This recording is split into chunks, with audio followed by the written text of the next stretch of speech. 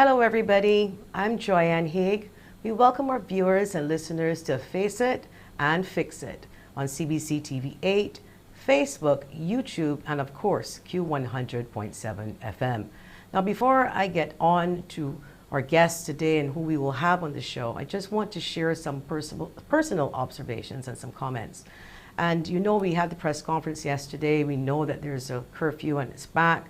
And my big question for today is why are we not telling the Barbadian public all of the areas, all of the businesses that COVID-19 may be present? For example, over the last couple of months, you would hear a cluster at a church or at a particular West Coast place.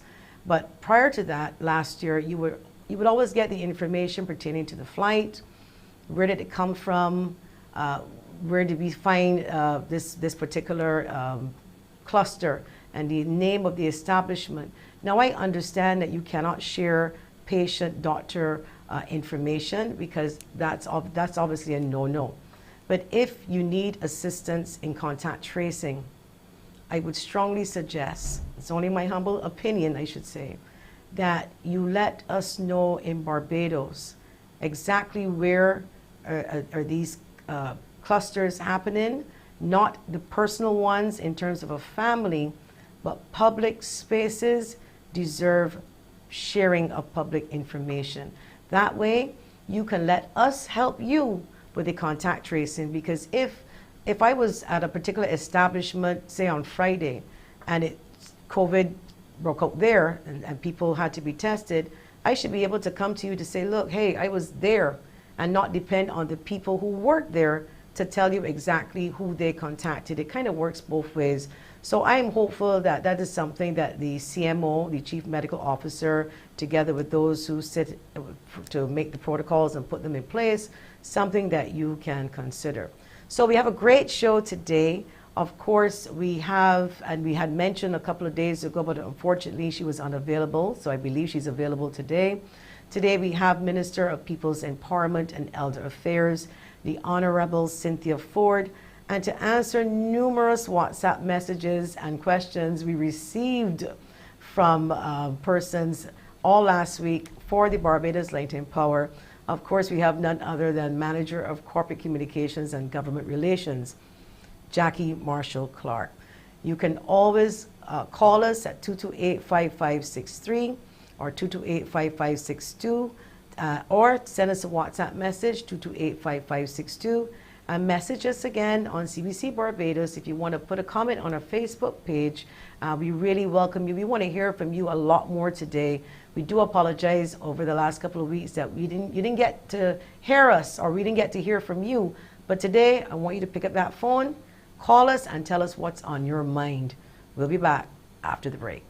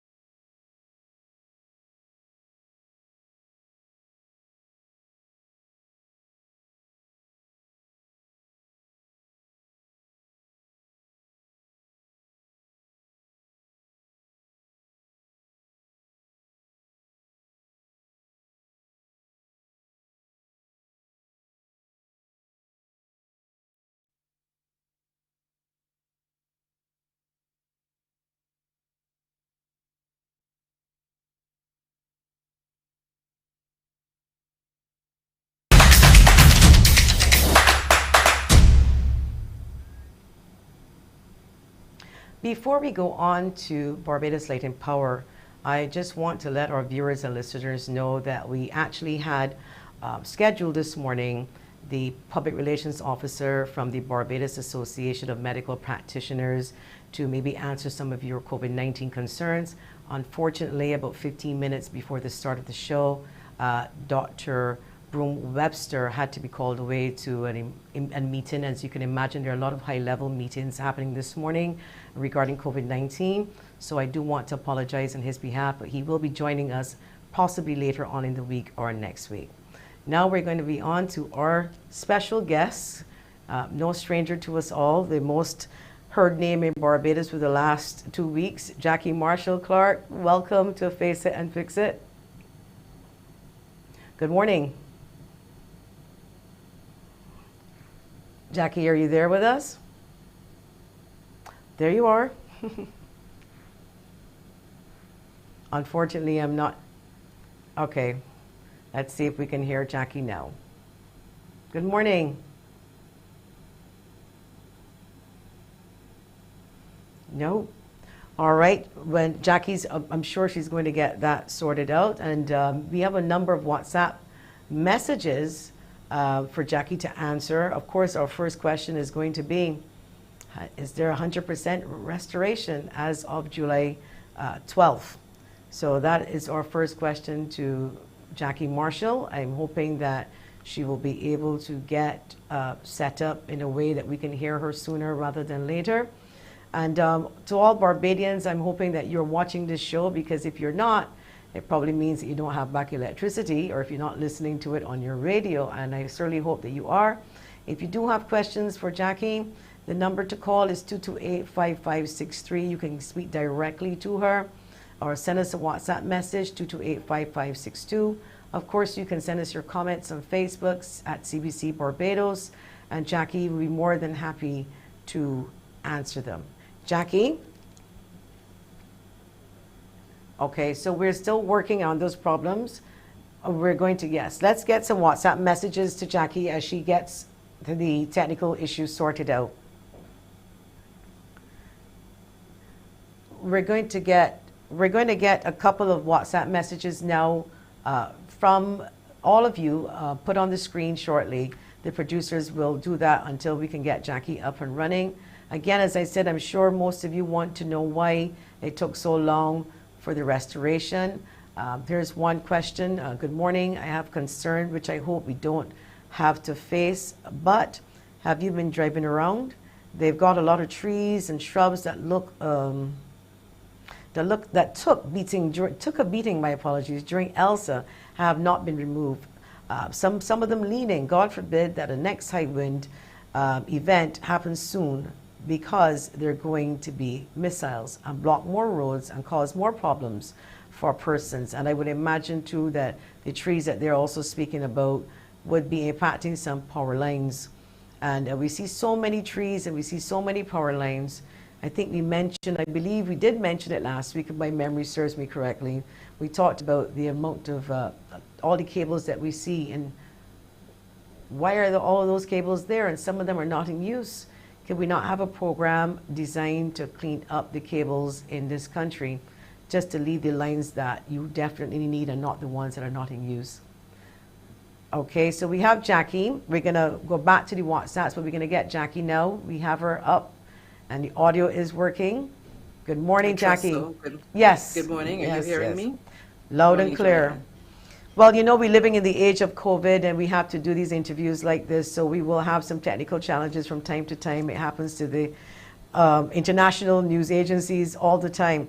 Jackie, I hope that you're well. I know that you must have been stressed. It probably was a very trying time for you. As I said, you know, it was probably the most heard name in the country for the last 2 weeks, week and a half, I should say. Do we have 100% restoration? I guess it's just my question right off the bat. So I hope that hearing the name was not a bad thing. No, not at all. Because the intent was to make sure that I reach out to my customers through whatever means I had, so that they would hear from us and that they would hear what was happening. So I hope they would forgive me for having the name repeated so often, but it really was with good intention. So here's where we are today, Joyanne. We have restored all of our big areas. We have left just 1,500 customers to restore. And these are 1,500 customers, maybe with some more complex issues, but we're working on them. So I want to tell you this before we go any further. Yesterday, again, we worked hard. Crews were out all day, and so some of those last large areas of customers to restore would have been Christie Village in St. Thomas, and that was done. Prerogative in St. George restored. Tent Bay, Round Rock, and Bathsheba in St. Joseph. Northumberland in St. Lucie. Reed Street, Fontebelle, Redmond Drive, and Pelican Village in St. Michael all restored yesterday. And today, the guys are working again in St. Lucie, Fustic Village, and Checker Hall, and in St. Andrew, Chalky Mount, Cambridge, Haggett's, Coggins Hill, Brucevale, Fruit Hill, Belle Plain, and Rock Hall. And hopefully, by the end of the day, weather permitting and all, once these areas are restored, we would be on to our single customer issues. So we would have restored all our major districts across Barbados, and then those final set of customers, and we've always said that when we get down to that final 1% maybe of customers, those are the ones with some complex issues and, maybe poles to be planted, wire to be strung across maybe a gully, some fields, some pastures, whatever the case might be. Those are some of the complex issues, and we will continue to work until every last customer has been restored, those affected by Hurricane Elsa. But let me ask you then, Jackie, because of course, if I were in the 1500, I wouldn't want to be in the 1500. I don't think anybody wants to be in the 1500. Is there something that you can do for them in terms of identifying them individually, or even as in a specific area where the lighting power can say, not only to us in a wider sense, because it's coming down to smaller numbers now. Do they know why, or do they know exactly when you are coming? Do you want to use the opportunity now to say where the 1500 would be, roughly? I can't say because they'll be all across the island. As a matter of fact, I had contact with one lady, and she was very patient. She said, I am in a cul-de-sac and I can see my problem. And so I know that even though all the others are around me are on at this point, I have to wait until you come into the cul-de-sac to fix the problem. And she was kind enough this morning to send me a note to say I have been restored. So I cannot identify those single customers across the island, but some of them know when they look out that they have maybe an issue or a problem or a situation that is going to take some time for us to fix and make them right. What I can tell you that we've done, and this isn't something that we talk about, but simply because you asked, that last week we took the opportunity to report via media to say where we were working, what areas you would see us in, and so on. But we recognize that some of those persons without electricity would not have been hearing from us. And so over the weekend, we took some time to do a mail drop to some of those last customers that still haven't had their electricity stored, might not have been hearing on the radio, on television, and on Face It, Fix It, where I was working next. And so we took the time to send a letter and say, you haven't been forgotten, we're getting to you. And now that we've gotten down even to these last maybe 1,500 customers, we will see what we can do today to reach out to some of them, if we can reach them by telephone, to say we're coming. Well, that's what I was asking. That's what I was asking earlier, because if it's such a small amount, if there's a direct contact, because I remember back in the days, and I believe it was late in probably before your time, people would call you and remind you that you have a bill to pay. So if you can find me, because I need to be reminded, I would figure that the similar practice could be for when you're out, to call them to say, look, as you said, we haven't forgotten you. But I think that is good. I certainly would not want to be in the 1500, so I understand how they feel, because they can want to know what happened to me and why me. And truthfully, it's a valid feeling. I mean, it's a legitimate kind of feeling. I would feel it. You would feel it if it were you. And Joyanne, only because you brought it up. I mean, we understand. We really understand. When the last 15 at the end of the line just seem to be there waiting forever for the attention and to get their electricity back on. What we did do over the weekend even is we provided some ice for some of them in those areas, just to say, we know it's the weekend and it's hot and you could do with some ice. So we did do some ice drops as well for some of the people still waiting for electricity from us. We did put up a few lighting towers in St. Andrew again for some areas that we were concerned that, security might have been the concern. So we're trying to make the ones at this point still know that you're being thought about, make them as comfortable as we can. We're getting to you, we're working on you, and hopefully within the next few days, we'll be able to say that everyone, every last man and customer has been restored. All right, we're going to take some WhatsApps directed to Layton Power. So this WhatsApper says, there is a gentleman in Haggett Hall. His neighbors have electricity. He has to take insulin. When will Layton Power be able to check his pole? And they're asking on his behalf. Okay, so if again in a case like that, and that WhatsApper could leave name, exact address, maybe to let me know, I'll double check to find out what is happening. Again, if it is somebody who is on insulin, and the effort we made this weekend on providing maybe some ice to help until we can get the job done, because the guys are working, we can. So please take the information from that for me and send to me. I did receive a lot of your WhatsApps last week, Joyanne, from people asking when would their electricity be restored. So I'm hoping today that they wouldn't have to send to ask that, because they have been.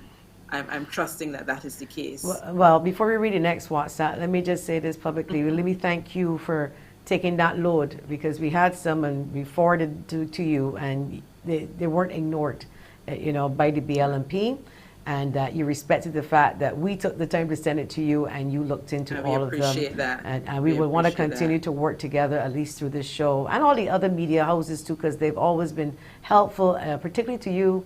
I always say, because you never hide from us. You always come out and you say what you have to say. There's another WhatsApp here to you. This WhatsApper here is saying, hi Joanne, current was restored last Tuesday, but only half our house and half our shop. 3 reports made and an inspector came out, and still the problem has not been addressed. We can't put too much on what we have. I guess making the power, the little load on what little that they have, they can't turn on too many things. That happens when, I guess when it's restored, there might have been some damage inside of the house, not necessarily caused by BL&P. Sometimes they're not surge protectors on in the right places. That's another topic that we will probably talk about another time, because people are asking about what happens when their property, their equipment has been damaged during a power outage. But I would probably try to save that for another show. I mean, if you can tell us a little bit. So I want to go back to the WhatsApp though. And again, if there's more information that you can take that we can double check, I will.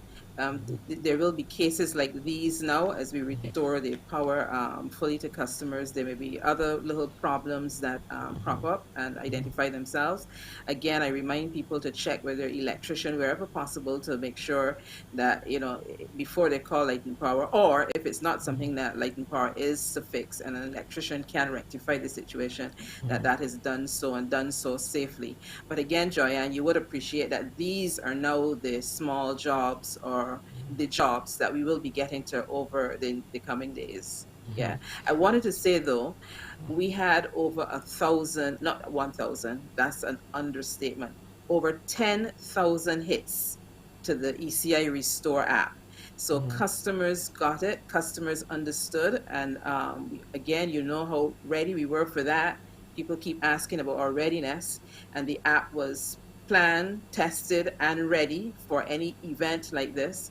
And once that had happened on Friday, we launched the ECI Restore app, and we started asking customers to send their information there, send the damage that you see in front of you to the app, report it there. And I just wanted to say that our customers responded, and we had over 10,000 hits to that ECI app and information, and we've gone through all the data. Of course, lots of it was, duplication, because some people got anxious as the days went by. We haven't heard you. I want to, sorry, this thing here, I want to take a quick break because we got a lot more questions for you. We'll be right back. Okay.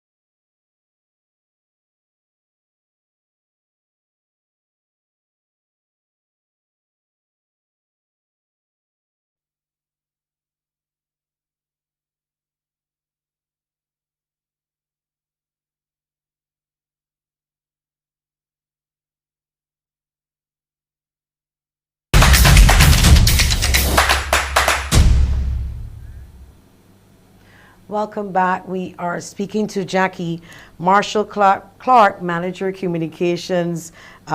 Corporate Communications and Government Relations. Jackie, we just sent you some information about the person in Haggett Hall, so when we finish the show, you can check. Now, I just want to get back to something, and I don't want to open up a can of worms, so I want to be really clear here. There was a natural disaster, we lost our electricity. I do not think that anybody should be asking for compensation. So this is not what I'm asking.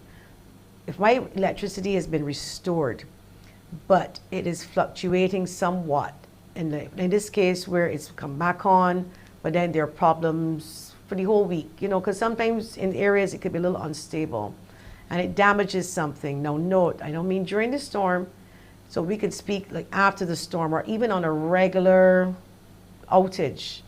And it is unstable when it comes back on, because that can happen.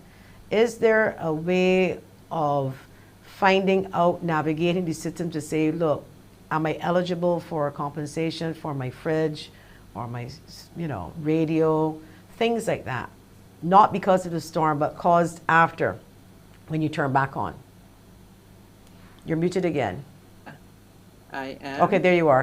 I can hear you. I can hear you now. Mm-hmm. Good. As you know, that wouldn't be a question that you can answer, and I can't answer it either. But the right channels would have to be followed. And if there is a concern and you've got a power quality issue or you've got damage and you want to report it and you think it's outside of the storm, there's still the opportunity and the avenue always to send a damage claim form into us. And of course, there's also through the Fair Trading Commission, where you can apply to them and ask for retrieve on your damage. Okay, well. let's get. So you follow the usual channels. You can still follow the. Yes, the decision on what caused it and why would not be for us to decide at this moment. Okay, no, not a problem. We have a WhatsApper and we do have some Facebook comments too, so we'll put some up on Facebook. What are the BL&P and other infrastructure companies doing to protect these services for the next major hurricane or destruction? And so is there anything more you're going to be doing, lessons learned, I should say? Is there anything more that you will be doing for the infrastructure? So that's certainly going to be a discussion now that's even wider than Light and Power itself. And you well know that over the past few days, I've seen lots of discussion about wire on the pole. And again, I did help people to understand what could be considered the electricity wires as opposed to what would be the telecommunication wires. And so I see that there's a lot of discussion, and I think that the telecom providers are now fully engaged on the fact that we are saying that there is a lot of legacy wire on the poles that should be removed, because it is causing problems at times like this. Some of that is a lot of the wire that is hanging on the floor and across the streets now that we still have to find time, men, and resources to remove.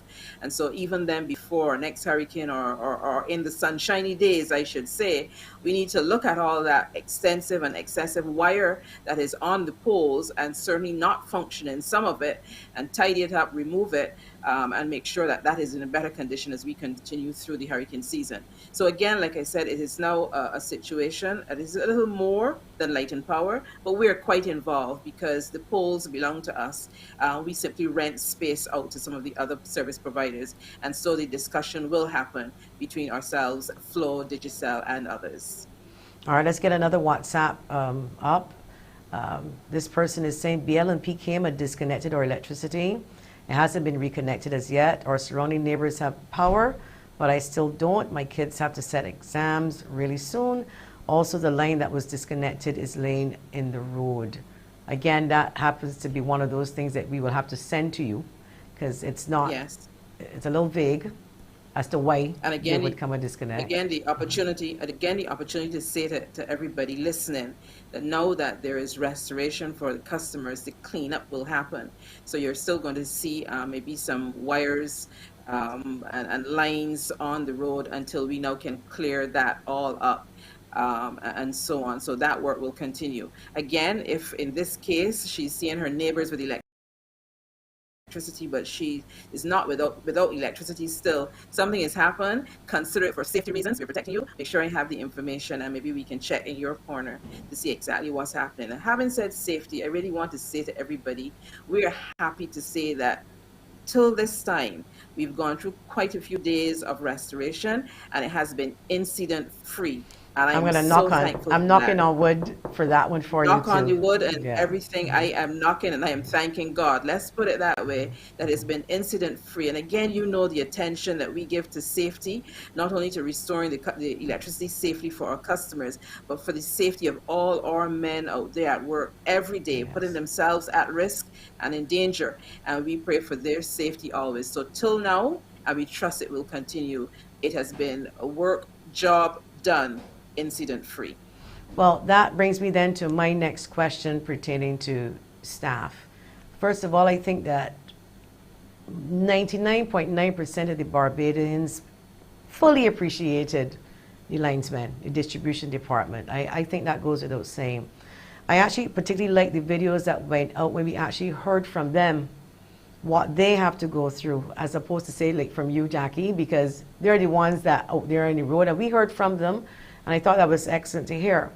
But my question is, and a lot of Barbadians were concerned about, did you have enough staff to deal with the issue? Because we understood that Dominica sent some their own people to assist Light and Power. We're grateful, but normally over the years, you know, things would have changed, COVID. Has that been a factor for the Light and Power in this restoration exercise, the staff and the lack thereof possibly, that you might not have had enough? Factor, we're actually very pleased that DOMLEC was able to send their crews to assist us. So let's go back to the staffing matter first. Joyanne, you would appreciate that being a linesman for the Barbados Light and Power Company and working on the utility lines is not a job that everybody can go on. We don't hire within a week or 2 weeks or even 2 months and put you in a job like that. As a matter of fact, within the last 3 months, we promoted and fully assigned 16 new linesmen, and they were in training for 2 years. For 2 years before 2 years before they were fully assigned and given the title as linesmen with the Barbados Light and Power. They were always linesmen in training or trainees. The training is extensive. The skills, as you would know, safety, talent, everything is something that we don't just take for granted. And so therefore, when we looked at our staff body, we have structured up according to the need that we have and according to the work that we do on a daily basis here. When we plan, and in our hurricane planning, we know where we have our resources. So that's the important thing for people to understand, that in addition to our crews, we know where our resources are.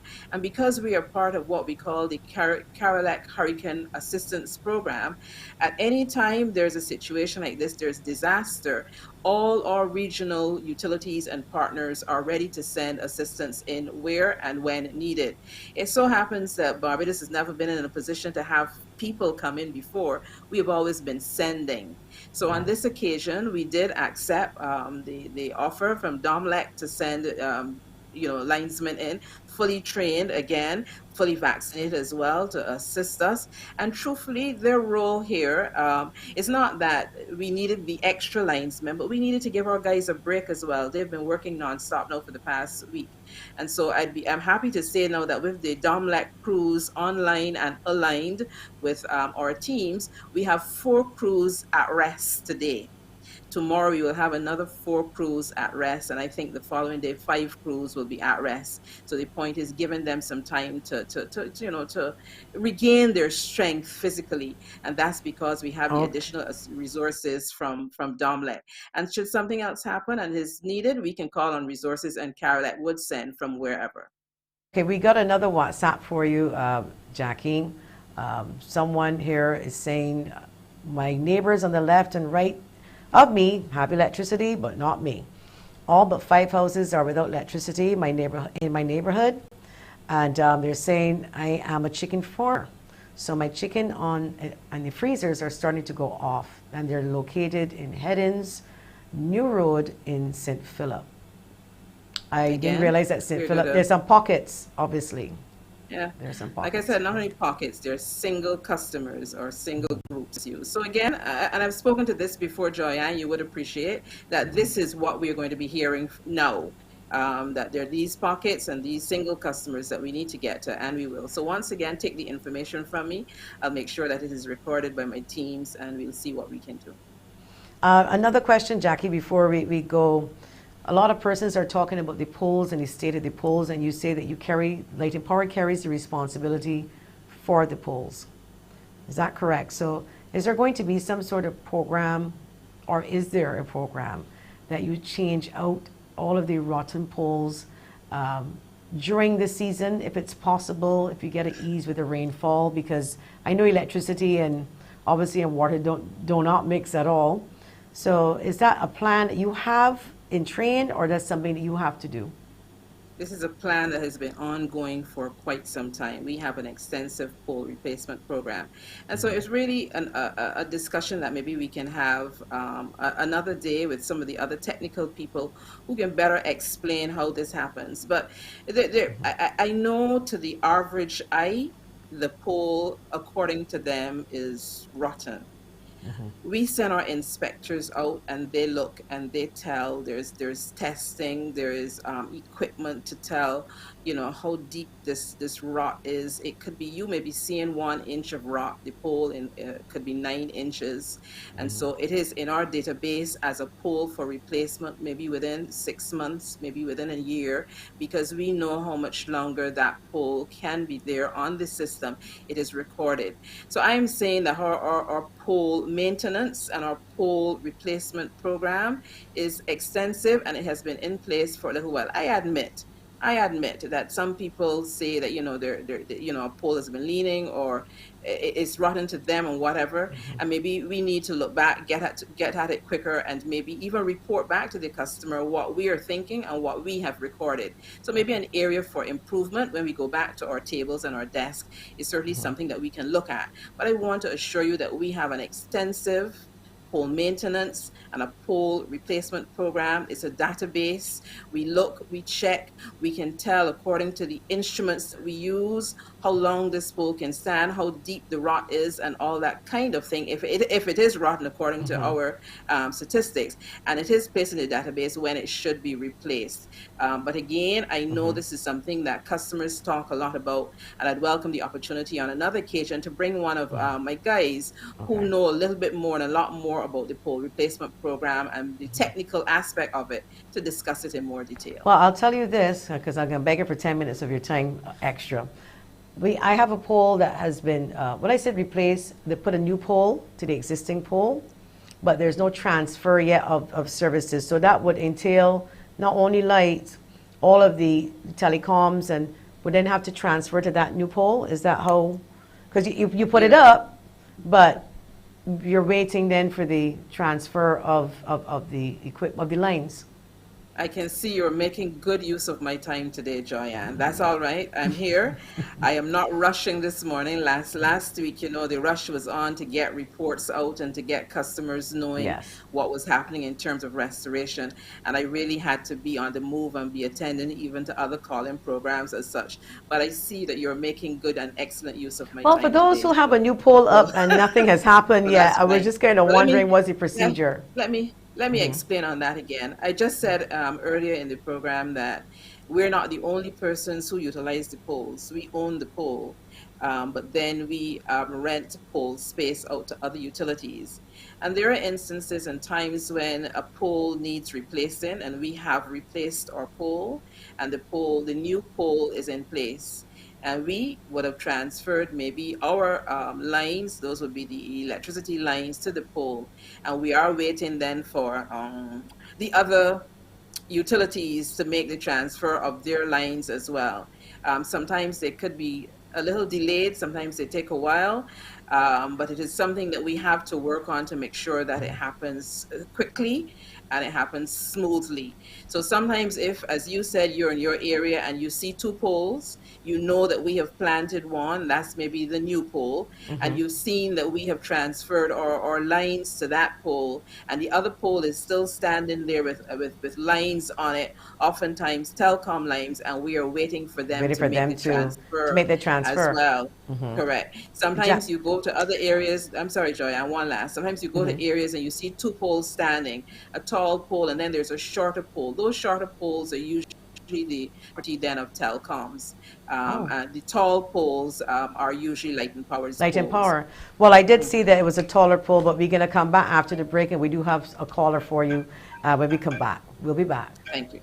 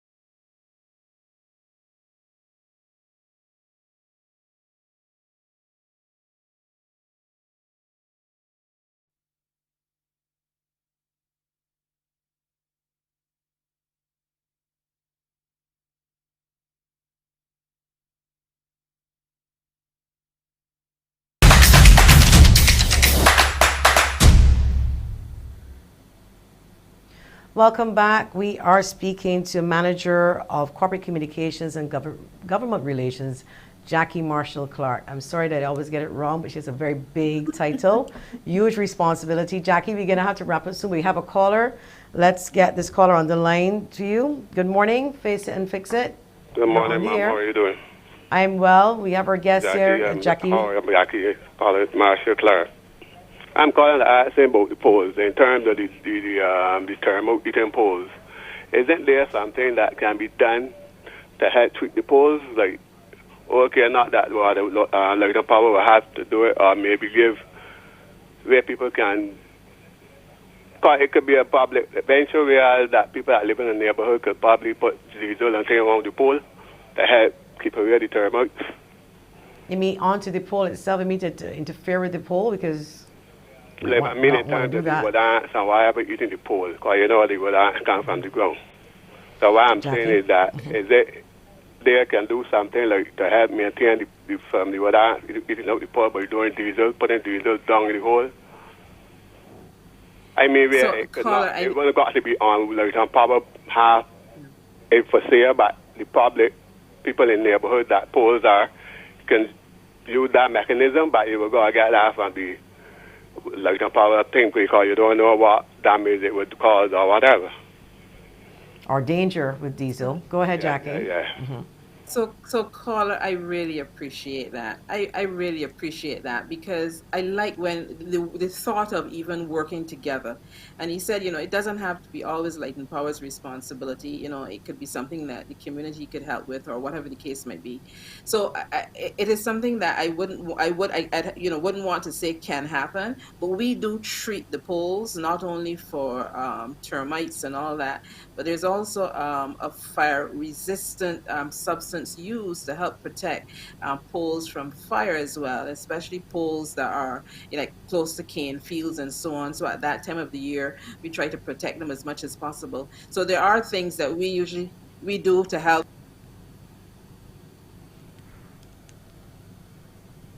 Okay, I believe that we have lost Jackie Marshall-Clarke, and we may not be able to get her back. I hope we do in a few seconds. If we don't, we certainly have one or two WhatsApps.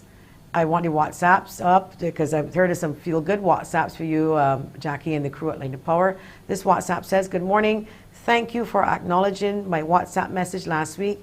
I thank the Barbados Light and Power for restoring the electricity in St. Simon, St. Andrew last night at approximately 8 p.m. So that's a thank you for Light and Power. And one more. We have another thank you, Jackie. I believe this is coming now from... It said here, "Good morning, Joanne and Jackie Marshall-Clarke. I think BL&P has done a great job after the hurricane and even before the hurricane. I was always happy with their service, even when I call to have a light bulb replaced. They turned up. Thanks, Jackie." And I believe they mean a street light and not the light bulb at home. So I want to thank Jackie Marshall-Clarke. Unfortunately, we got disconnected, but at least it ended on a good note where your customers are thanking you and the team at the Barbados Light and Power. We'll be back after the break.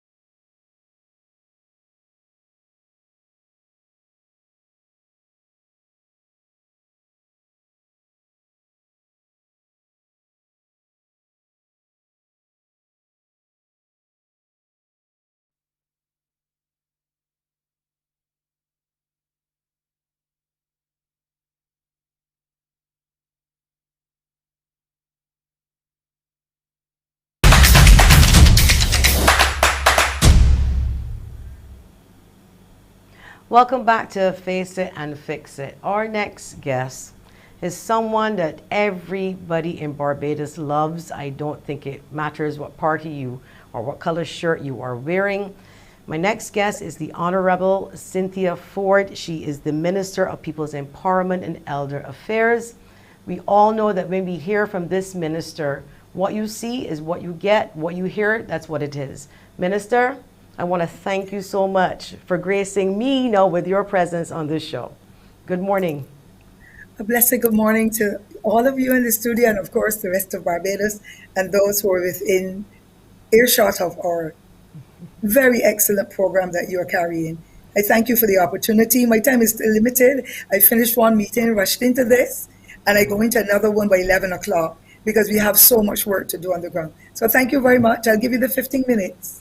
Thank you so much. We really appreciate it. Do you want to give us an update on what's happening with the houses and the persons in Barbadians reaching out to help others? Because we're hearing that it's not going as quickly as the government would like in terms of placing those into apartments and homes, and they're hoping for people to reach out a little bit more. How is that going? Of course, you will appreciate that it will take some time, because the level of devastation has been worse than even Thomas in 2010. And we were not expecting such a devastating impact so early in the hurricane season. But our social workers, there are about 80 of them on the ground, and they have been from the day after, the Friday immediately after the Thursday's devastation, and they are working with families and other groups to be able to help to bring or to cushion the impact. We have had tremendous responses from private persons with homes for rental, and we've also had great support from the tourism sector. So being from, I believe last week, Sunday, we have been putting people in place in homes and private entities, and to make sure that those who were without house stops or without any support at all have been able to be placed. So we even have some senior citizens who were placed in the St. Lucie District Hospital, those who were bedridden that could not help themselves, and family lived alone. We've had others who are at the Joris Dunner Center. They could still move around, maneuver. We had to open back up to facilitate those persons who really needed that kind of support, and of course include staff. The hotel sector, as I said, has come on board. They have reduced the amounts they've been charging. Families have gone in. The Spiritual Baptists, they have got facilities similar to what you would have for boarding. If there's any convention going on and persons are to be on the compound a little longer, Codrington College has come on board as well. They are assisting us in this respect. And there's so many others that the names are too numerous to mention, but it only goes to show the goodwill of Barbadians who, in times of need, are coming on board to assist. And I want to thank them publicly for the support they've been given to us, Mm-hmm. In relation to the housing, Dr. Duguid and his team at the Ministry of Housing and the Rural and Urban Development Commissions, they have been working assiduously to ensure, as a matter of fact, I can let you know that even 2 weeks before the actual devastation of Storm Elsa, there were people in communities across Barbados, and I speak from a background now of knowledge, that had 3 houses in the area that were badly damaged. They have already started the reconstruction, and those families have been housed otherwise, and the welfare department have been paying the bills for them to make sure that when they're relocated, and they have relocated, that they will get the necessary assistance. I can speak for rural people in a different way than I can for urban, but we have got a lot of people in rural Barbados where I believe the socialization is sometimes slightly different, although people in the city and the other communities are really very loving and work together. And we have persons whose house stops were damaged, sometimes totally. Families took them in. Neighbors took them in. It happened across the entire Barbados. So some of mine have called to say, Ms. Forde, I had about 46 or so house stops that were damaged. Many of them were blown off totally, but they called to say, I don't want to go into a hotel or a home.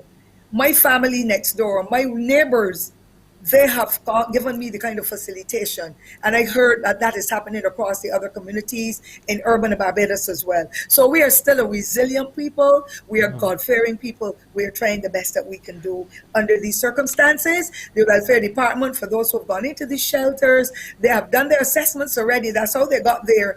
The welfare department is making sure they get vouchers and foodstuffs, Pampers, and other essentials to be able to help them over these moments or these couple of weeks to make that difference. And I'm going to advise the landlords finally, and let you get the next question in, that they do not have to worry.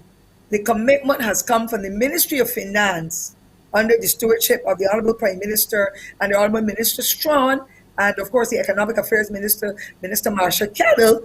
They have all already agreed and made arrangements through the Cabinet to ensure that persons who come on board and share their households with us through the rentals and so on, they do not have to worry about funds at all. The funds will be made available in a timely and as timely a fashion as possible to help people to be able to fill those properties and to make the difference in the lives of those who have been displaced. Well, that I'm glad you addressed that, because that was my next question, that some Barbadians, it's not that they don't want to help, but when you have a mortgage and you have a commitment to the bank, they may feel that if the money doesn't come fast enough, that they will find themselves in a problem with the bank. So I'm glad that you publicly stated that the government's commitment to these people who are going to rent at a reasonable cost, I hope, that they will be paid, and that they don't have to worry. The other question I have is quickly, my neighbor 2 houses down, She lost her roof, and I spoke to her, and correct me if I'm wrong. She said they came and they looked at it. She said, but I don't know how long they can take to get some people up here to fix the roof. I said, but why don't you have, she said she got your brother and this buddy who are carpenters. I said, but why don't you ask for the material so that you can get people to do, is that something, because people may be waiting and it can help government out a little bit by just giving the materials. You could be able to, I know you're not housing, but is there any information you have on that? Yeah, we would have had discussions on it. That is a part of the plan as well. If the person is a carpenter and the assessments have been done, then that facilitation is also made available, that carpenter or that tradesperson can get the materials and start their own upgrades, start their own rebuilding process. The accountability is there because the assessments have already been done, and that is the basis that will determine, yes, these people do need, these families do need the kind of assistance. So that is in train already. But there are contractors as well who have started the process, but you will appreciate the numbers are so large. We have more than almost about 2,000 complaints when it comes to that matter. And therefore, and we also made sure that we accelerated what we are doing. We met with those business persons who would be the ones like in the hardware stores and all that only last week, to be able to hear from them, do we have enough supplies on island? Otherwise, we've got to get them in because the devastation is so tremendous. And they have been talking about pricing and the kind of stock that they have in store to be able to determine how can we achieve this goal of making sure that we rehabilitate these houses, or we upgrade them or repair them or rebuild them. So the government is doing that effort, and we have a lot of private firms, other individuals who are carpenters, masons, and other tradespeople who are being hired to be able to assist in this process. And I have every confidence that we will do it successfully. We have a message on Facebook. If you have any ideas to how many numbers are housed right now who receive some sort of shelter versus those who are actually in a shelter. If you're making progress, is it half of them you've placed, or you have a rough idea? There would have been quite a few hundred. I'm sure that we have passed the 100 mark, because you will appreciate that when it comes to housing, those persons with whom the communication has to happen, the welfare officers and others, the fire service, the police, other agencies, the Ministry of Health, they have got to go in to determine that the facilities are appropriate. Because some people do not have the best, those landlords do not have the best environs, but they want the pretty dollar. So those officers have been doing that, but the agencies like the same Spiritual Baptist and the Codrington College, and so the inspections were done, whatever minor upgrades were done, and they have already started the housing process. Our officers, we just came from a meeting, they are assigning more people today, but the entire weekend and the entire last week, we were placing people. I believe we have about 50 families, and of course some families have 5 and 6, so we would have probably about 200 odd people who have already been housed, and we're working on others today. And transportation is made available as well to get them from the communities where they are to the locations where they can get that kind of shelter meaning housing in the private facilities, that they can then continue to move on with their lives. Okay. I remember hearing Prime Minister Motley saying that, of course, we want Barbadians to give, and they were going to set up something similar like a wedding registry, where if you want something, you put up a list of the things that you would need, as opposed to Barbadians just giving any and everything, which might not be what the people need. So have we put up that list, or are we working on it on a website or somewhere through GIS and Public Affairs? Because I know people are doing collection drives, but you don't want people who just want to get rid of things out of the house. Because there are people who just do that, and they with the best, and they have good intentions, but you have to give them exactly what they need, and not because you have something that you want to throw out and you figure somebody could use it. So I heard about this setting up like a registry, like if you're getting married, this is a list of the items that we're looking for, so that Barbadians can see them and say, okay, you know what, I got a stove, I want to give this, I want to give that, and just not go wild with it. You have any information I, on I that? agree with you. I agree with you. Sometimes people do the donations without any malintention, any bad intention at all. They say, look, I've got a couple of pieces of clothing here. We want to give it. I've got food. And I believe the best should be offered under such circumstances. I cannot speak with any authority as to where it is at right now, but I know that systems have been put in place, and gives me the opportunity to express my gratitude to CBC for the drive that they would have been doing on the weekend, because people need food, and the welfare department cannot get to everybody. Some people have been so displaced, they don't even have clothing that they can go to the supermarket to shop. So once we can get the foodstuffs, once we can get the household appliances and so, it helps a lot. And I agree with you that we need to give of the best of what we have to be able to make sure that people feel a lot better about themselves. And so I would have to get more information because this is happening. Go Okay. ahead. Minister, I have a call for you. I hope you don't mind just taking a quick call before you go. I don't mind. Good, I good don't mind. That's morning. why I stole the minutes for. Thank you. Face it and fix it. Good morning. You're on the air. Hi, good morning. I'm Good calling morning. about an Good old morning. lady. She is 96 years old. She lives in Curtin, St. Philip. Since Hurricane Elsa was a Friday, her rooftop blew off. But the minister that represents St. Philip, he got it on, like, he put some tarpaulin over it. But still the high wind and the rain and thing have it split up, like, tearing off, and she's living in the house. But I wonder if there's any way that she could, like, that she could go off, you walk up, put her up till her house is, because she has somewhere proper to go.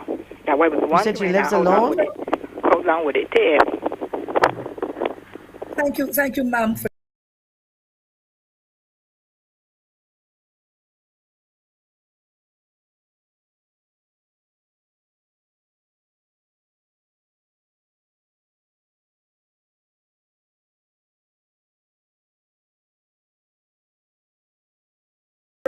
so that someone can go and do an assessment. But the senior citizen, once we can get the contact number, if there's one, or you can share it with us, CBC, they will have my number. I will ask the National Assistance Board Director to please have somebody expedited so that they can go. Yes, we will have a location at the Joris Dennis Center once she is able to move around. Other than that, we will work with the Ministry of Health to have her placed in some institution until her property is fixed. Right. That is an urgent matter. I appreciate you letting me know. Thank you very much.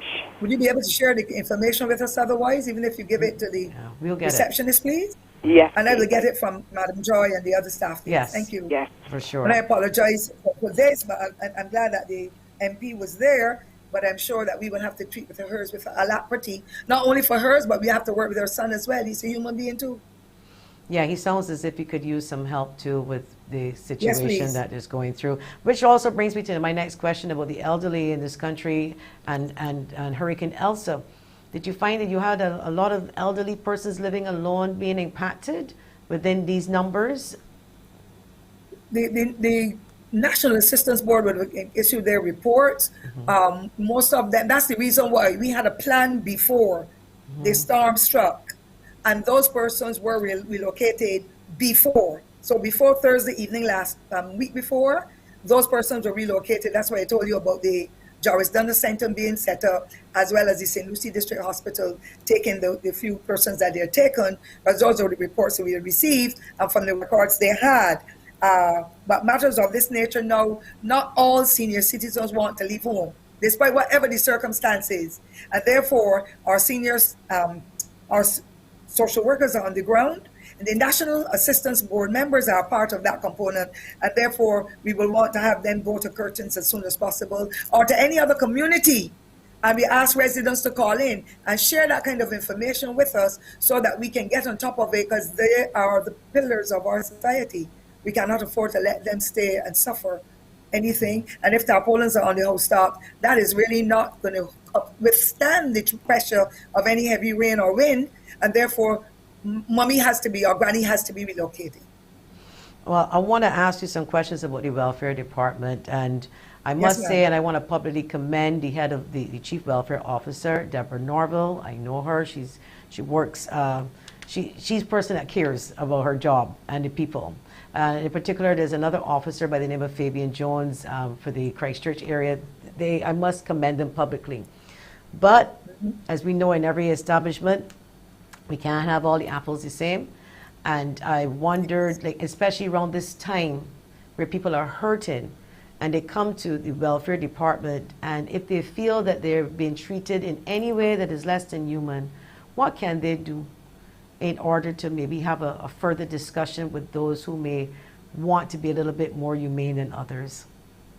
You may have been listening to our meeting just now, where we had a senior management meeting, and we implored the staff, not only at the welfare department, but the rest of the staff, because we have the National Disability Unit, we have the HIV Commission, and so on, the Battered Women's Center, and we encourage all of our heads to make sure that that empathetic approach is always at the forefront. And I agree with you, despite whatever you do, you're going to have so many different people in an organization with different personalities and skills and the way they do things differently. And I agree with you that they needed that kind of assistance. And we have asked them and encouraged them and, beg them, literally beg them, make sure you treat people well. We have even gone as far in our ministry, only on Thursday evening, to ask our staff and to work with our persons in the rest of the community, because we consider the whole psychosocial approach very important at this time as well. Niggling problems like the pipe being off. I had off mine for a whole week, pipe and light and everything. And I was so miserable, but I still had some water in my yard. What about those people who didn't have any, the sanitations and so? And therefore, the logical impact it would have had on them. And therefore, that psychosocial approach is being sought after as well. We've got a session, we met with the Ministry of Health and other agencies and the faith-based groups, asking them to come on board and let us work with those persons who are going through that kind of traumatic experience. There's no charge, it is for free, because we believe that people need help, and we are here to protect the poor, the disadvantaged, the lonely, you name it. We can't do it all in one fell swoop, but we have already made the arrangement with, I can't remember the name of Dr. Marcus Lashley, Yes. And the other persons from the faith-based groups, the Ministry of Health, the psychiatric hospital personnel are there, Dr. Forde is there, Dr. McLachlan, and all those. We had that discussion before, and we've set a meeting as well, because the niggling problems. But I want to continue, and I'm doing this publicly because you mentioned a few names. There's still some other excellent welfare officers. Oh yes, I'm not going to make an excuse for them either, because I believe that human beings should be treated with dignity and respect. And therefore, for the one or two perhaps that are doing it, they too may need that psychosocial approach, because when you go around, when you see people who are suffering, it impacts on you, and sometimes they're antagonistic and they're feeling you should have come before. So I'm not making any excuse for them. It is wrong. You must always wear the professional hat. I wear mine all the time. Mine is so old now that I don't even know what to do with it.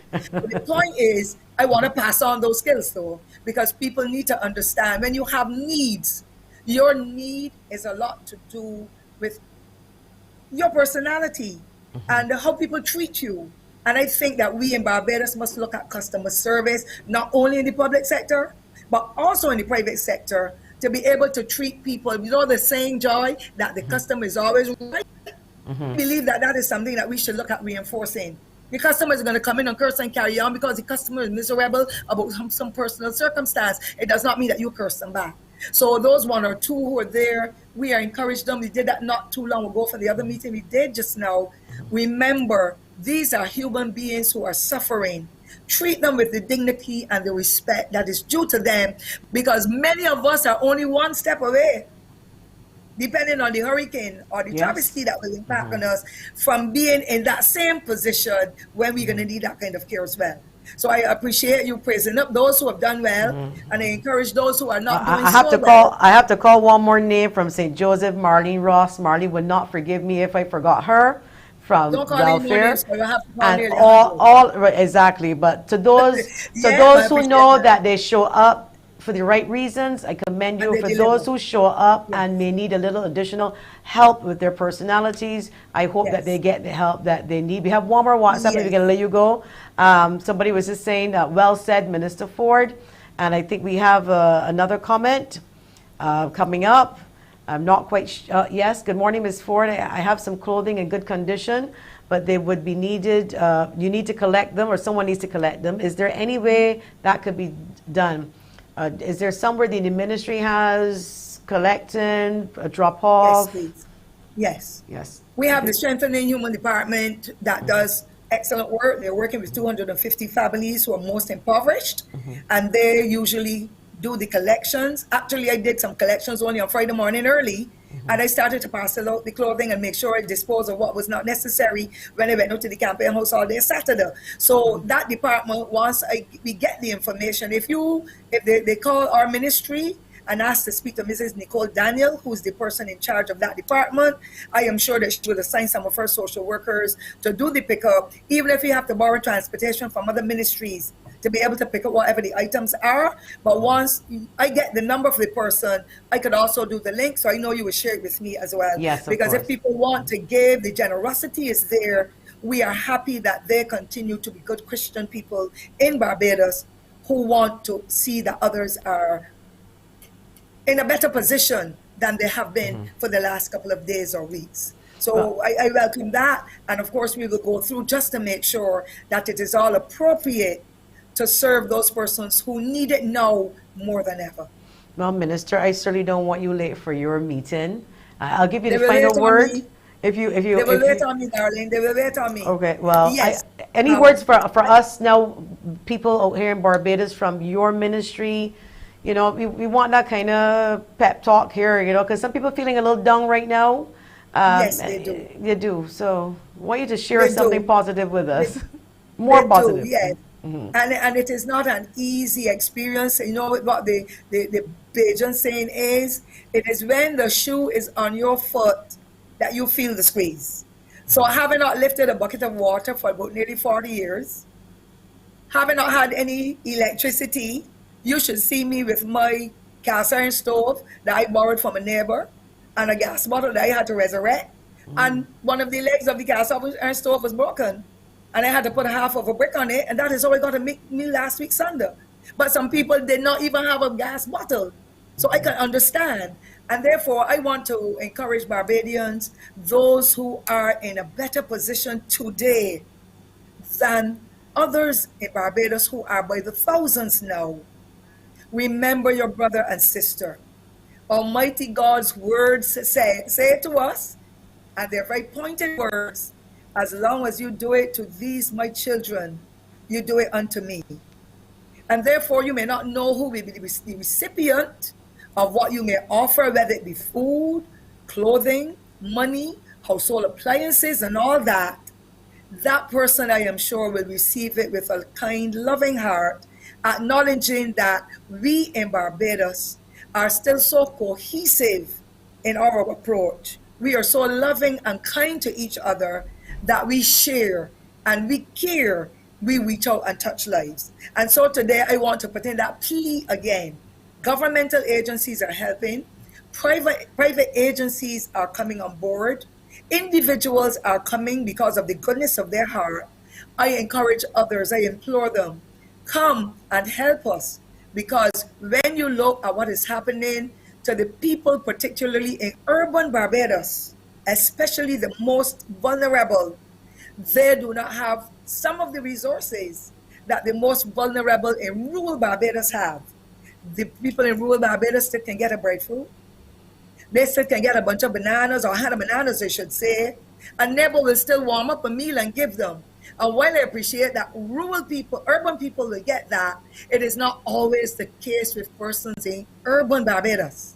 And so I encourage the business houses, the faith-based institutions, individuals, families who have it all, reach out and touch somebody's heart.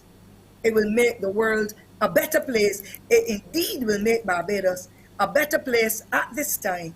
And I am willing and ready, if they WhatsApp me, because I get 1,000 messages a day, I can't read all of them, but I will go through them. Once they say who it is, where it is, I will then share the rest of that information with the staff at the Ministry of People Empowerment, as well as the district emergency group, whom I cannot leave without saying across the entire island, and the DEM, I cannot leave without saying how happy I am for them and the collaboration they had with the radio band persons, with the defense force, the police officers, security guards, and others who were out there day and night, and our social workers and our health personnel trying, among others, and the faith-based people, because they kept praying for us, trying to pull the threads together to have a more united Barbados, where the poor would have been on the receiving end of some of the goodies to help to put them back on their feet, that they and their families and their communities can again say the Lord is on the people's side. Well, let me just say this quickly. Anne from St. James just messaged into, I don't know if that name sounds familiar. Anne from St. James is sending you continued blessings and love. And we don't normally do that, but this is a special one here that producer whispered in my ear. You got to give her that message. But let me just say this from the bottom of my heart, because this thing with politics, and you know how I feel about politics. I don't like it. I want to help the people in this country, point blank. It didn't matter to me.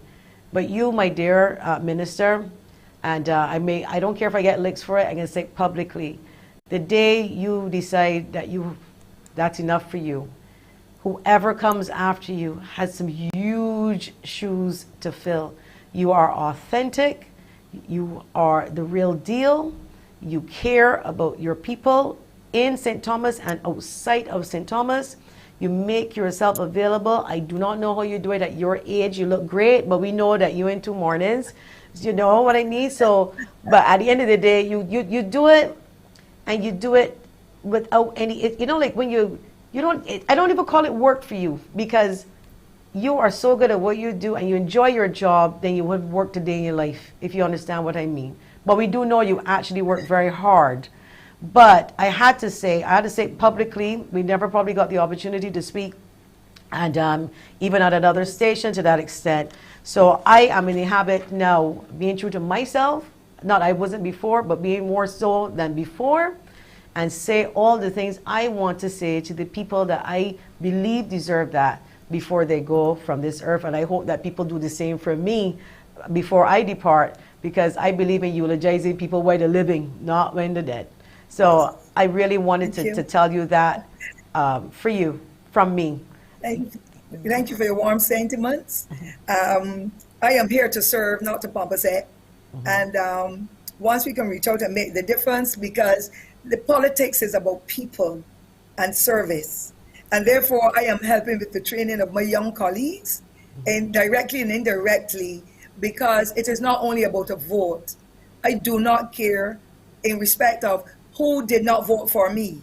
Perhaps the person went to the hospital and polling there. They might have been off the island. They would have been displaced in somewhere, could not vote.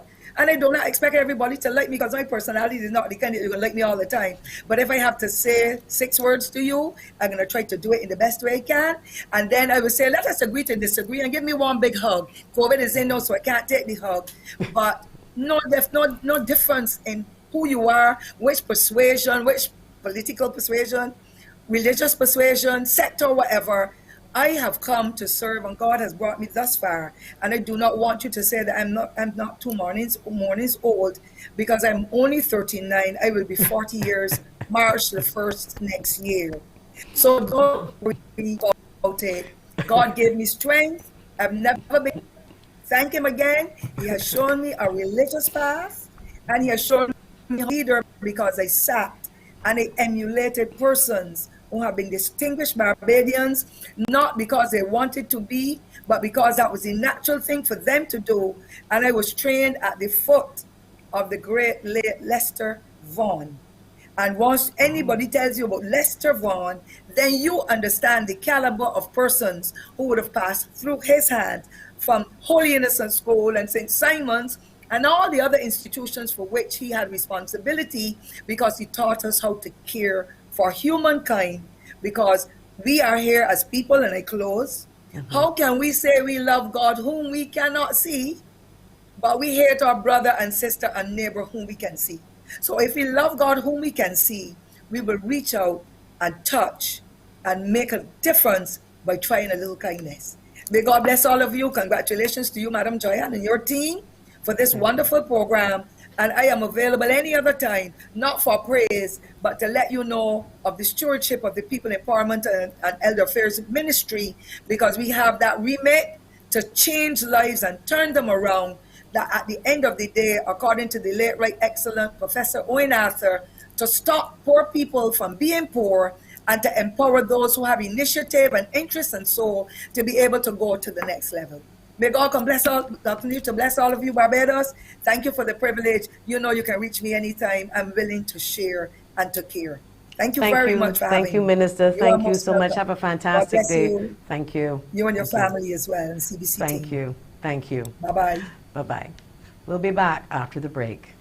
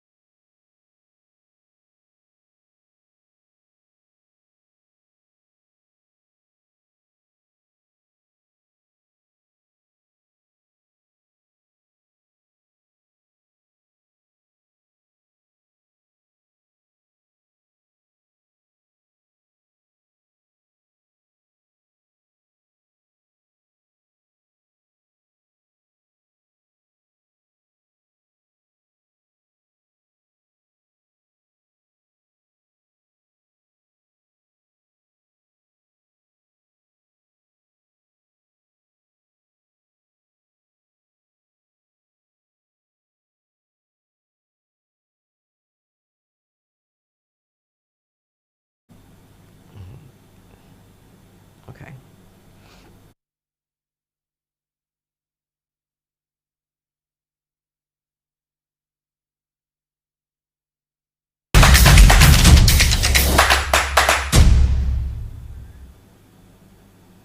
Welcome back. I just got word that we may be joined around 11:30 by Dr. Brian Charles. So you can send your questions pertaining to COVID-19 and the variants that we've been hearing about.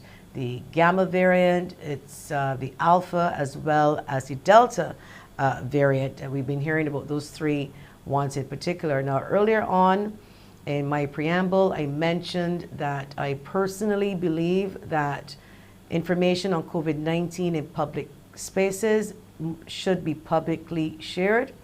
I stand by that unless someone comes, and hopefully they will, maybe at some point in one of our shows, to explain the reason behind mentioning some institutions and then not mentioning the others.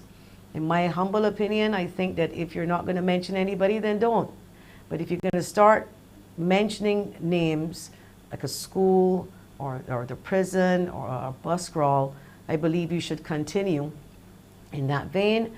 And for other reasons as well, it would help you with your contact tracing, because if I go again to an establishment and you don't say what it is and you're only dealing with the people in there and asking them, who did you contact? And they can't remember, or in some cases they don't want to remember, maybe because they probably weren't supposed to be where they were supposed to be. But it would help you with the contact tracing by people coming forward and saying, look, I was there on Friday. I was having, a meal. I was buying something. I was paying a bill, wherever the establishment is. I see no harm in doing that. You are not divulging names. That will make a difference, obviously, with clusters that you would find in homes. No one is asking for that type of information. I would like to know, and I believe members of the public would like to know, because these questions have been asked and they have not really been fully answered. Why do you not mention all, so that we can help you with your contact tracing, so that we can say this is where we were? The other, one of the other things too that I'm questioning, again, well, one of the other things, my apologies, one of the other things that I was querying some WhatsApps that we were seeing earlier, which we will put on the screen. People are wondering who to blame. They said, you know, Bajans, hard ears. No, these are Bajans that are putting up these messages. And do we point at each other, or do we not look and do the reflection thing, the man in the mirror, and see if there was something that we did to contribute to the spread? It may not be you per se, but is it that, you know, you wear your mask the wrong way, or you invited people over to your house? All of us have to play our part. There's some of us getting a vaccine, and there are others that are not. But we're going to read some WhatsApp messages, so we're going to hear from you and your thoughts on COVID-19 and the curfew and the new tightened restrictions that the government will be implementing as of tomorrow. Good morning, Ms. Haig. Why are we Bajans forgetting that we got community spread? To see them walking the roads or at bus stops without masks is ridiculous. That is from a WhatsApper. Just remember, if you want to call and even ask a question even before the doctor gets here, it's 228-5563 or 228-5562. Do we have some more WhatsApps? We will just be running them through the show from time to time. This one says, I personally feel too many people blaming one another for this uptake in COVID-19. We need to look at ourselves. How often do we hand sanitize? Do we still wipe off surfaces? Wear masks outside? I had to ask a lady in line at the supermarket to step back, and I was the worst person in the world. That's probably how you asked her, I'm not quite sure. But truthfully, when you're in a line, sometimes you just got to do a little look. And you know, you realize that they're too close up onto you, and you're asking for a little excuse. This other WhatsApper says, so people going to get vaccinated now? Because didn't I hear them say that it is the unvaccinated they're seeing? Here's another question I have. It was said, or I believe it was said, and if I'm wrong, someone please correct me, that we do have 3 persons in isolation that were vaccinated but were not, that were on a flight. They were visitors to the island. My $1 million question is that no one said you could not get COVID-19 after being vaccinated, but I'm still wondering what kind of security checks do we have to verify that when you come in, you were indeed vaccinated? Is there a loophole? Are we seeing forged documents? Are we seeing forged certificates, etc.? That's another question I have. We have other WhatsApps here as well. Joanne, regarding this contact tracing, excuse me, I went to the pharmacy last week and they got a good system with automatic temperature check, hand sanitizing, and a book where you fill out your name, phone number, and date and time of visiting. Of the visit. The only thing, when I went to write my info, I glanced on the page, showed a lot of what we used to call potters and skinners back in the days. Who can understand that? Bajans making a mock sport at this thing. Very true. How many of you actually take the time to write your name and put your telephone number in the correct way? Some of you don't put it, and you scribble. I mean, sometimes I write a little fast and it might not be as legible, but you do need to print your name so that persons can easily contact you for this. So if you don't do the things that you're supposed to do, I can't say that why are we back here. And I myself, and I admitted this in the last week's show, I have dropped my guard on the odd occasion. I have my daughter I worry about. Sky, good morning to you. And Sky has special needs with underlying issues, and Lord knows I don't want to feel responsible for anything. I don't want anything to happen to her. And I'm hoping that Barbadians will feel the same way, because we have to discuss about the children and these new variants. And what does that mean for children? And what does it mean not to be vaccinated versus being vaccinated? There's a lot of hesitancy around the vaccine. How is government going to get to all of these persons by sensitizing them, I should say, because you can't make a person vaccinate. But the more this this whole virus changes, every time you don't vaccinate, every person who does not vaccinate in the whole world, it starts to mutate. And it starts to mutate into something different and possibly different symptoms. Now, I had asked a doctor friend of mine this morning, can it not mutate into something that is less harmful, less contagious? He said it can, but we haven't been seeing that. So I am hopeful. Again, I'm not here to tell people to vaccinate. I'm just hoping that we can bring these numbers down. I would like to go back to my regular life, and so many of you would love that too. But we have to put in the work.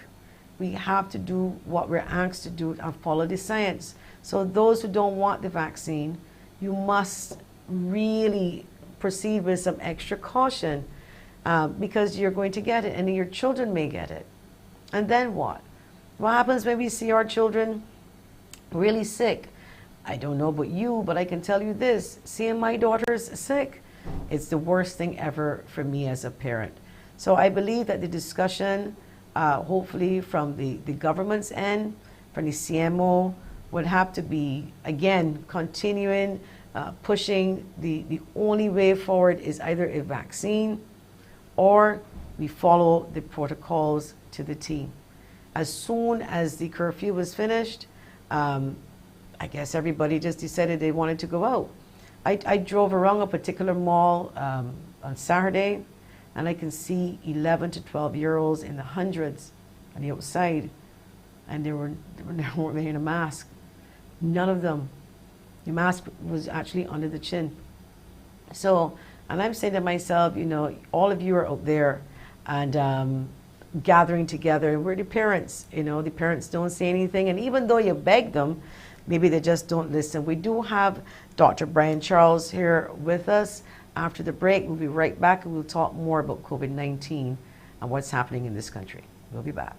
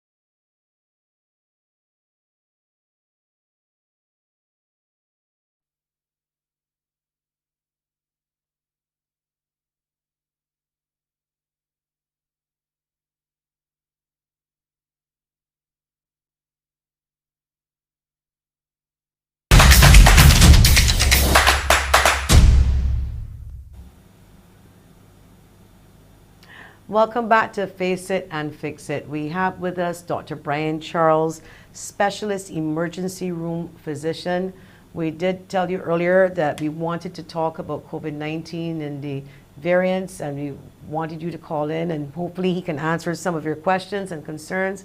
How are you, Dr. Charles? Welcome. Not too bad at all. Thank you. Thank you very much for having me. And good morning, all. Good morning. So the recent news, we have a spike in cases. What does that mean for us in this country? Very unfortunate. And, it means that we have to tighten our belts again. And just as you said just a few minutes ago, we can't allow ourselves to become complacent, even though we've relaxed our restrictions and we've allowed a little bit more liberty. It doesn't mean that COVID has gone away or COVID has any plans of going away. And you were mentioning about the variants. You see, the thing about COVID is that as it exists in the population, it changes its nature. And it changes its nature so that it can become more viable, more virulent, it can become more transmissible. And in some cases, it can become more deadly, in terms of how it affects the human body. So we really have to be very, very careful about how we go about our lives and livelihoods at this point in time, especially as we are ramping up our vaccination program. But still, we are nowhere near to a comfort level of the amount of vaccines that have been administered.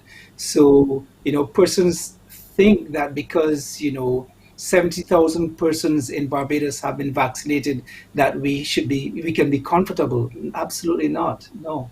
So what should our focus be then? Mainly the vaccines at this stage? Should we fighting hard to increase? What should our focus be? So it's twofold. Yeah, it's twofold. The first one, on one hand, it's the non-pharmacological ways of controlling the virus, which is, as you just said, the hand washing, the frequent sanitizing, social distancing, stay apart from each other as much as possible, face coverings, wear your mask, wear your shields, and just, if you assume, what we tell our people in the clinics is that if you assume everyone you come into contact with has COVID, then you can then set yourself up to say, well, look, listen, I need to protect myself and protect my loved ones. So I'm going to wear my face coverings. I'm going to wash my hands very well, very thoroughly. I'm going to separate myself from them as much as possible. So that's what we call the non-pharmacologic methods of controlling the virus and this pandemic. And then on the other hand, you have the real weapon that we have against the entire virus and the disease, which is the vaccinations. Now, let me make it abundantly clear that being vaccinated does not prevent you from getting COVID. You can still get COVID even if you're fully vaccinated, but it will prevent you from getting seriously ill. It would prevent you from dying. And to me, most importantly, it will prevent you from the likelihood of spreading it to others. Because even if you do catch COVID and are fully vaccinated, the likelihood of transmission decreases tremendously. So you're less likely to spread it to the person who did not get the vaccine and who is really vulnerable for getting sick and for dying. So it's those two things. It's not one or the other. It's both. And believe me, both have to be in combination. Because we see in the UK and the US that they've relaxed, that is because they have a much higher level of vaccinations than we do. And that is why they can fill their stadiums. That's why they can go out in the malls. That's why they can go to, have their recreation and entertainment. But we are not at that level yet. So we still have to maintain our guard. We have a WhatsApper here that I want to get in. This WhatsApper says here, my concern is these children with COVID and stomach issues. How come we haven't heard about this as a symptom, and is it true for grown-ups as well? What can you tell us about this? So the virus, COVID, the SARS-CoV-2 is primarily a respiratory virus, which means that it comes in your nose, your mouth, and it lodges within your upper airway passages, and then it spreads to anywhere in the body as a particular type of receptor And this receptor is what the spike protein of the virus latches onto. So there are particular tissues within the body that have a lot of these receptors. And these receptors are in the respiratory tissues, in the gastrointestinal tissue, so in the gut, in the heart muscle, and several other areas. I don't want to get into too much detail. But wherever the virus does land and start to replicate, it produces symptoms. So the fact that we have not been seeing much gastrointestinal symptoms is probably because we have not heard of it. But yes, gastrointestinal symptoms are a predominant part of COVID-19, not as frequent as the respiratory, the pneumonias, and the cough and the shortness of breath and stuff.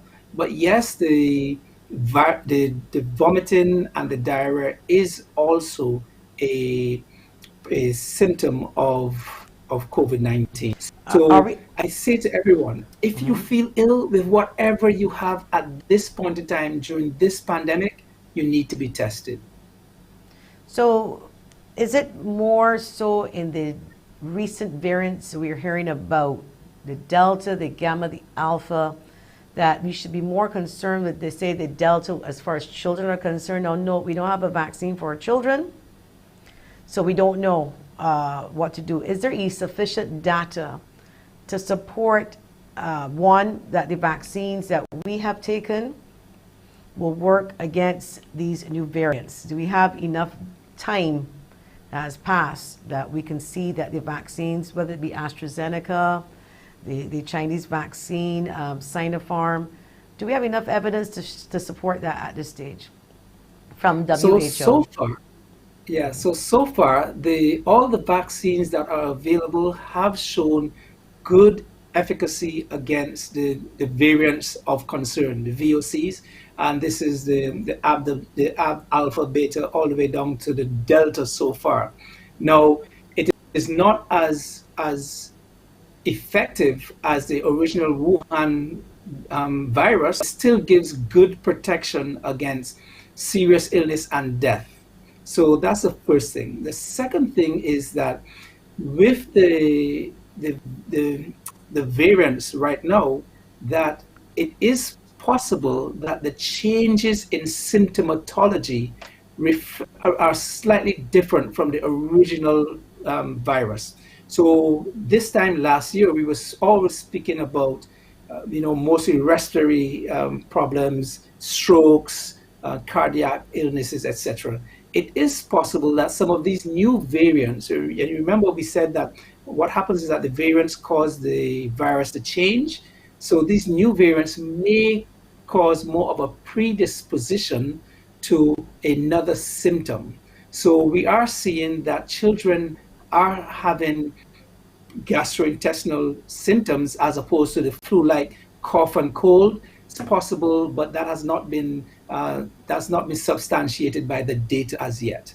Suffice it to say that any flu-like illness at this point in time should be considered to be COVID until proven otherwise, and the public should come out and be tested. So, okay, I'm vaccinated. Let's say that my friend isn't. He comes over. He has COVID, asymptomatic.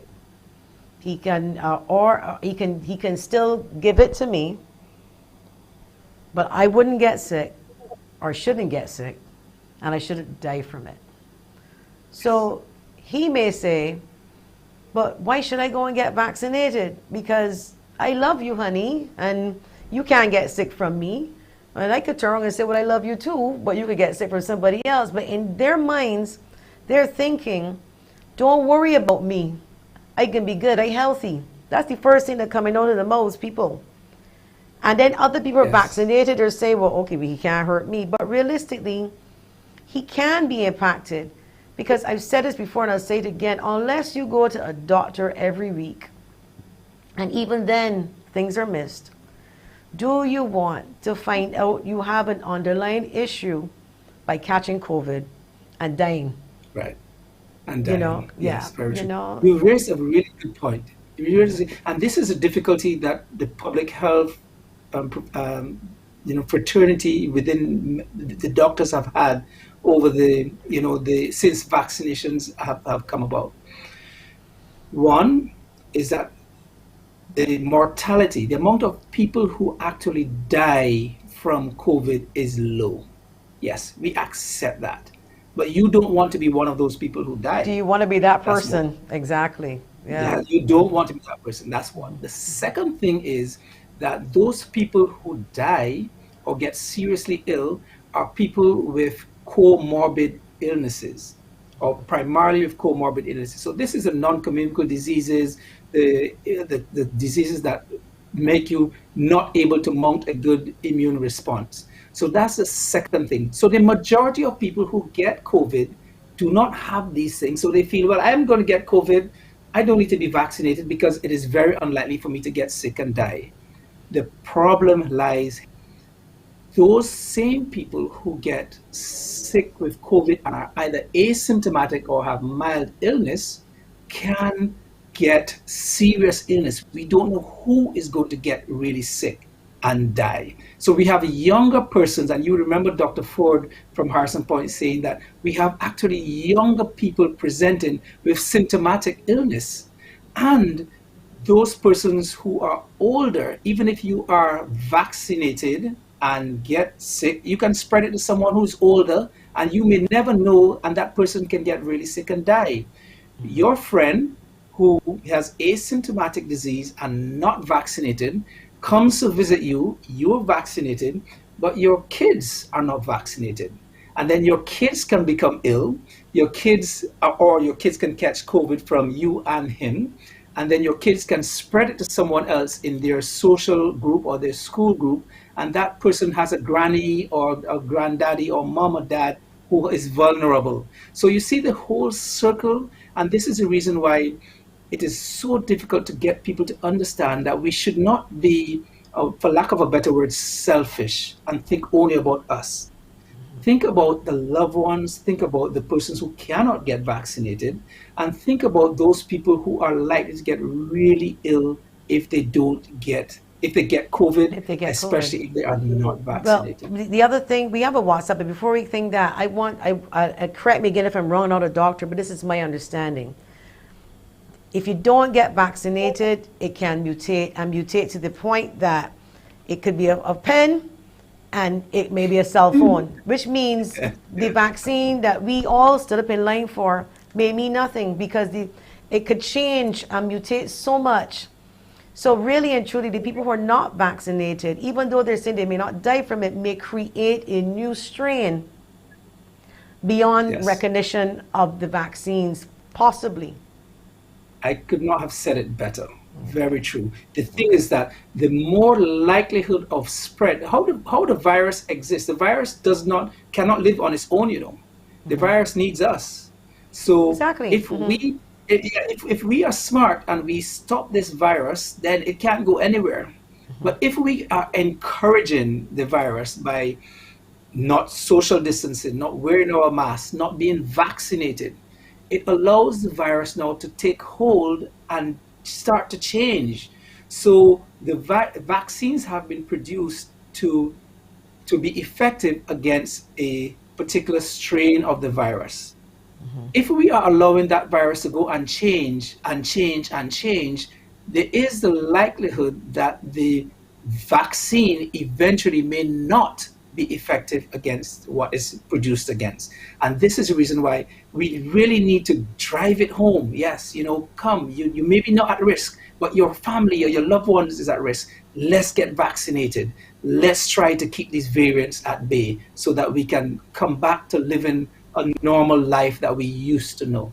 And not turn the pen into a cell Into a phone. phone. Because that's what it is. So there's another question here. If you believe that the spike in numbers, can you confirm, they're asking whether the spike in the numbers might be due to the new variant or variants? Because Okay. I understand we have all three here. We have three. We have more than three, More than actually. three. Sorry to say. Okay. Yeah. But having said that, we cannot confirm at this point in time that this spike is due to the new variant until we get the genomic testing back. And I know that a lot of people are saying, "Oh my goodness, it's a dire situation because we've gone from 0.6 positivity to 4.5% positivity." At this point in time, we cannot confirm that it is the new variant. It is very possible, especially as you see how explosive this last spike is. But we are still waiting for confirmation of the genetic sequencing of this new spike to say that it is a particular variant or not. Having said all of that, it doesn't matter which variant it is. We still have to practice the same measures to control the disease. So it could be the A to Z variant. It really does not matter. We need to wash our hands and sanitize frequently. We need to wear our face coverings. We need to physically distance, not socially distance, but physically distance. And we need to try to get vaccinated, because the only way we're going to get to the bottom of this is if we have at least 70 to 80% of our population being vaccinated, and we need to get that in a hurry. So, we are speaking to, I know we have several people who know about these theories, that the vaccine is going to do this, or I will wait, and all that kind of stuff. But the longer you take, the more it puts the whole population at risk. So that's the so can story. Maybe I could put my little analogy on it, because I have asked persons. So okay, we have data that states that maybe there was an allergic reaction, and you could be allergic to anything. Yes. My daughter is allergic to 40 different foods, and rice and lettuce happens to be in that. Who's allergic to lettuce? My child. So there are people out there who are allergic to Panadol, basic things. It's not common, but it can happen. Similarly with the vaccine. You know that COVID has killed over 1 million plus persons. The vaccines, no matter what type, there's no evidence, no data to support that at this stage, that 1 million people died from it. Correct. Sometimes applied sense, and everybody would have to know for themselves, because we cannot decide for persons' bodies. But if you want to live, or probably not die from COVID, because we're going to die from something to avoid, you just start looking at it and you start weighing it. Okay, 1 million plus died from COVID. 1 or 2 people had allergic, or a couple people had an allergic reaction for this. What do I do? To me, the answer is there. To me. So I'm hoping to we could break it down in that way that could eliminate some of those fears. Do the maths, Yes, and see, because you have people, as you said, is your grandmother, because you're thinking, man, listen, I exercise every day, I'm fit. But granny, may not, and uncle may not, your girlfriend that you love so much, or boyfriend or whatever, these things can happen. And I remember a case, and it was in Spain. He was 21 years old, and I read about it, and he had not lupus, or leukemia, and he died, COVID, but they didn't know. Yes. They did not know until afterwards the autopsy discovered that this child also had leukemia. So I am just saying with you and to the good people of Barbados, please help us, help Dr. Charles, help the doctors, help the teachers, help the children, help the old people, help yourselves. Let's do the right thing and bring down these numbers, because I don't want to live like this much longer. I don't know about you, Dr. Charles. I don't think that you want to as well. So we just, we need to make those appeals. I want you to put out there for the public in terms of the fears of needles. I spoke to a grown man, over 200 pounds, plays football and everything. I said, did you get your vaccine? No. I said, why? Man, I don't like needles. I'm like, well, this thing is so thick. And I'm thinking to myself, you're over 200 pounds and you don't like needles? Talk to them about the little stick versus the big needles and the size and everything. See if we can help some people out there with the fears when it comes to needles, including the caregiver I have at home who hates needles. Kathy, I hope you're watching. Go ahead. Right. So the vaccination is administered by the smallest possible needle in existence. And many people have said, that when they received the stick, they couldn't believe that it was over because it is just so, it's just a very, I mean, not even discomfort. And that needle delivers a very small volume, zero point 0.5 mils of the vaccine solution into one of the muscles in your arm.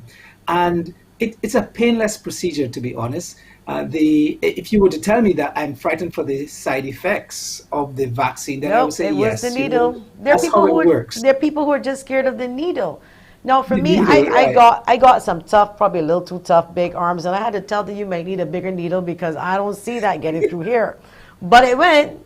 But I'm saying Yes, that, you that's know, correct. listen, it's a little stick, and you know, and we're hoping that if that is one of their fears, that you've done a good job in terms of telling people, look, don't let that be a fear. We do have to wrap up. The last words at you, sir. Dr. Charles, any final words for Barbadians? Yes, please. Let us try to manage this disease, this pandemic, in a way that we can get out of it. Do not take the controversies that you've been seeing on social media as exactly what is the truth. Listen to the science. The public health officials have been trying to tell everyone about the science, how to control this pandemic. And there are two arms, as I said. The one is the face mask wearing, hand sanitizing and hand washing, and physical and social distancing. And the other one is the vaccinations, right? We need to get the vaccinations really up to at least 70 to 80% so that we can achieve what's called herd immunity. We can protect our loved ones who cannot get vaccinated and who can be vulnerable, and then we can go back to the normal way of living. And we are not nowhere near where we Where we want to need to be in be. terms of the vaccinations and normal way of living. So that's my message to you, Barbados. Let's think about each other and get vaccinated. Well, Thank Dr. you. Charles, that was Dr. Brian Charles. Thank you so much for coming at such late notice, because I know you have a pretty busy schedule. And hopefully we can invite you back another time. He's specialist emergency room physician, Dr. Brian Charles, beseeching us, please protect yourselves, do the right thing. If you don't want the vaccine, follow the protocols. I want to thank you so much, Dr. Charles. Thank you. Thank you very much. Have a great day. Thank you. Thank you. This has been Face It and Fix It that you've been watching. It has been my pleasure. I hope you've learned something today. I hope that you do follow the protocols. I hope you get vaccinated. And that's the truth. Can't force you. But I'm hoping that we do the right things in this country to bring down these numbers, to bring us back to a sense of normalcy. My name is Joyanne Haig, and until, God bless.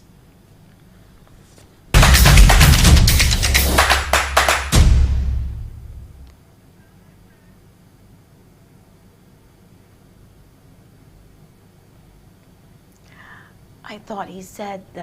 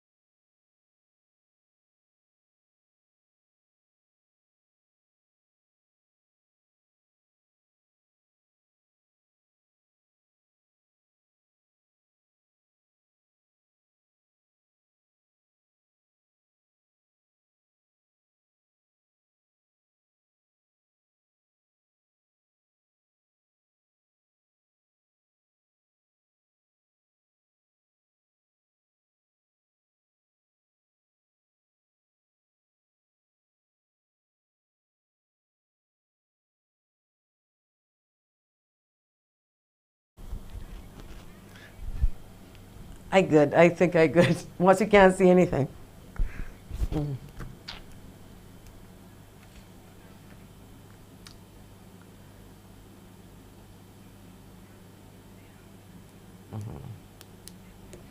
This is show number 7.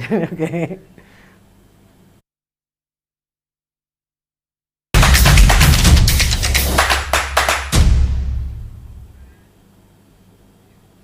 All right, so don't adjust your television sets. It's actually just me again. I wrapped up the show a little 5 minutes earlier due to the fact that I was looking at the wrong time, and I do apologize for that. But hey, this is show number 7, and we're still working on fixing ours and making sure we get it right, in particular me, your host. So what I just want to sort of summarize what happened today during our show. We want to thank Jackie Marshall-Clarke from the Barbados Light and Power, and kudos to all of the men that worked really hard and continue to work to restore our electricity on this island.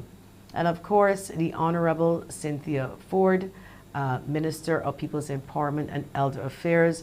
We want to thank her too for taking the time out of her busy schedule to talk to you about the various issues that they have been having, the families that need your help, the fact that they need somewhere to stay, and she publicly thanked those who have reached out. But of course, I know that they need a little bit more help. And of course, to Dr. Brian Charles, this situation that we are in is not an easy one. It's a lot of on and off, particularly those women, I can tell you in my age group, that we go through different stages, including menopause, and just what we need, another lockdown. But it is important that we get this under control, and the government has been asking for 2 weeks. So I just want to go through the measures from tomorrow quickly. From tomorrow, the curfew starts from 11 p.m. until 5:30 a.m. So no sneaking out unless you have special permission to do so with a pass. No social gatherings like fetes for 2 weeks. No partying. Churches, cinemas, and other such indoor events are restricted to 100 persons. Similarly, funerals and weddings are restricted to 100 persons. Full contact sports are on hold for 2 weeks, and no spectators allowed at sporting events. Barbadians, we really need to try a little bit harder to get this under control. And remember, when the numbers are down in the dashboard to 0, it does not mean we have 0 cases. It means that we have 0 to the amount that we have tested. And the correction here, because the newspaper is saying 11 p.m., but I'm seeing a correction of 11:30 p.m. to 5 a.m. And I hope that is correct, because the Nation newspaper has it at 11 p.m. So I'm being corrected at 11:30, but you know you're not supposed to be on the road. Even if they give you a little break around 11:30 to get home, you're not to be on the road. You're not to have your parties. Sorry, guys and girls who wanted to party this weekend. You need to hold it down for a little bit. So I am asking Barbadians, and I mean, for whatever my little word and my 2 cents is worth, we all know we have to die, but we don't want to die from COVID, and we want our lives restored. Now I'm getting a little apology here. It is 11 p.m. and not 11:30. 11 p.m. to 5 a.m. is your curfew. It's right here in the front page of your newspaper. 11 p.m. until 5 a.m. running for the next 2 weeks. So let me get back to what I'm saying. We all do have to go at some point. Doctors don't even save your lives forever. Yeah, at some point we're going to run out. But do we want to be the person who dies from COVID? I certainly don't. So hopefully we'll do the right thing. So this time we are signing off, and until we meet again, God bless, stay safe. I'm Joanne Haig, and this has been Face It and Fix It.